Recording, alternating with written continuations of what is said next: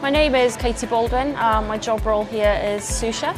So I'm studying the MVQ Level 2 Professional Cookery. I chose the apprenticeship because I want to get better at what I do, obviously get the qualifications for future, and it's based in the workplace, which is really good for me as it works around me. The apprenticeship's helped me as a person, it's helped me grow, it's given me more confidence at what I do, and yeah, it's great, always good to learn. So my assessor is Anwen, she's great. The relationship we have is very good. She's always very responsive. If I need anything outside of the course, she's always there in a heartbeat to reply. She's good at assessing. She'll point out, where I am going wrong, and she's always complimented my work if I'm doing good. I would say to someone thinking of doing the apprenticeship to definitely give it a go. It's a great thing to do, better yourself and learn as much as you can and you'll go places.